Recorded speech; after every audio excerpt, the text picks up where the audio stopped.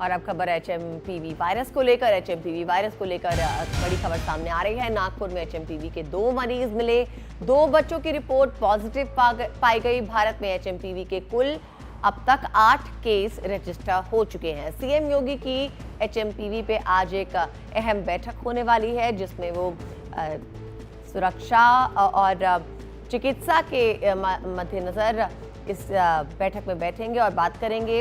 इस पर बातचीत होगी। आपको बता दें, एचएमपीवी वायरस को लेकर इस वक्त नागपुर से खबर आ रही है, जहां पर 2 मरीज पाए गए हैं। करीब भारत में अब 8 केसेस रजिस्टर हो गए हैं।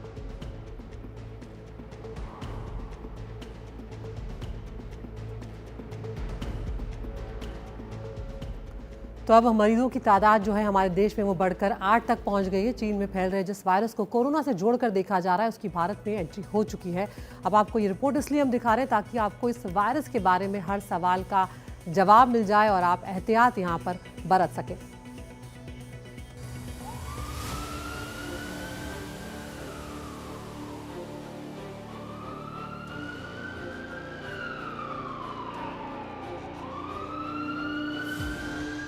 डरिए मत, लेकिन संभलना जरूरी है। हम ऐसा इसलिए कह रहे हैं क्योंकि खबर ही कुछ ऐसी है। क्या कोरोना जैसी एक और महामारी का खतरा फिर से मंडराने लगा है?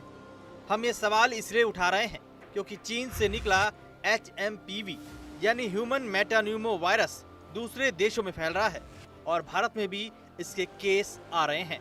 फिलहाल कर्नाटक में 2 और गुजरात में एचएमपीवी का एक केस सामने आया है। स्वास्थ्य मंत्रालय ने बताया है कि सांस से जुड़ी बीमारियों की निगरानी के लिए आईसीएमआर यानी Indian council of medical research की तरफ से चलाई जा रही मुहिम के चलते इन मामलों का पता चला है। कर्नाटक के दोनों केस बेंगलुरु के हैं। पहला केस 3 महीने की बच्ची का है, जो बेंगलुरु के बैप्टिस्ट अस्पताल में भर्ती थी। बच्ची को ब्रोंकोप्यूनियोमोनिस की वजह से एडमिट कराया गया था। इलाज के बाद उसे डिस्चार्ज किया जा चुका है। कर्नाटक का दूसरा केस भी बेंगलुरु के इसी अस्पताल का है। 8 महीने के बच्ची को 3 जनवरी को एडमिट कराया गया था, वो पहले से बेहतर है। तीसरा केस अहमदाबाद से सामने आया है, जहां एक 2 महीने का बच्चा एचएमपीवी पॉजिटिव पाया गया है। उसकी हालत भी अब पहले से बेहतर है। अहमदाबाद के अस्पताल में भर्ती कराया गया ये बच्चा राजस्थान के डूंगरपुर का रहने वाला है। हमने जिन 3 केस की जानकारी दी, तीनों ही बच्चों से जुड़े हुए हैं।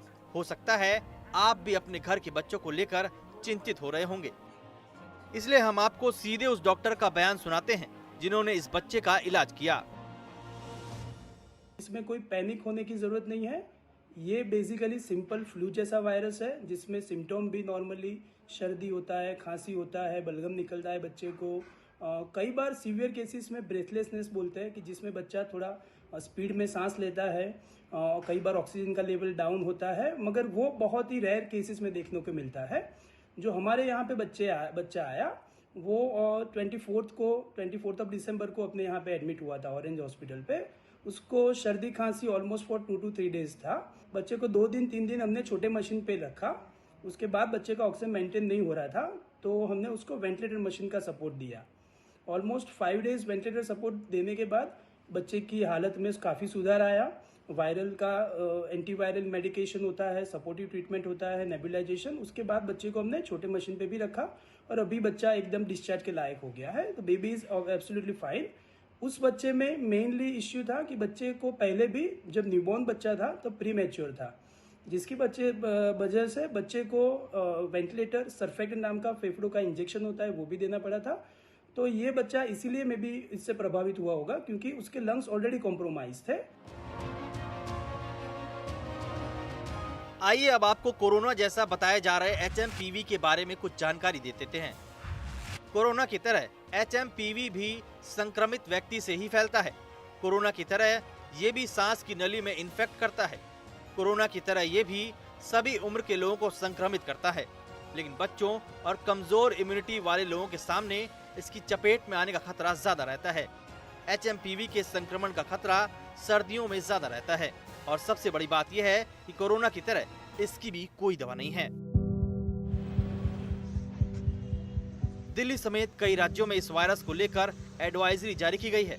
केंद्रीय स्वास्थ्य मंत्रालय और राज्यों ने एचएमपीवी से बचाव के लिए करीब करीब वही उपाय बताए हैं जिन्हें आजमाकर हमने कोरोना को हराया था। हम आपको इसकी पूरी जानकारी देंगे और ये भी बताएंगे कि इसके लक्षण क्या हैं, यानी आप कैसे पता करें कि जो परेशानी है वो HMPV से जुड़ी हुई है।